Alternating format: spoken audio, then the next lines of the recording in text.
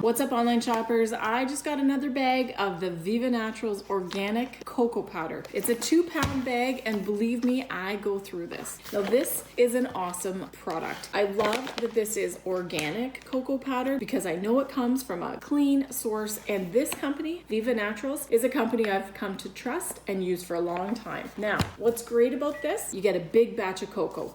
2 pounds of cocoa in here. I love that the bag is resealable. That's pretty awesome. Now, I use this in smoothies. I put it in my coffee sometimes with a little bit of maple syrup to sweeten. I use it all over the place. It is organic, decadent, rich, dark, and chocolatey. Now, another thing I love about this is that it blends really easy in smoothies. And look at how nice it tears. That is a definitely well thought out bag.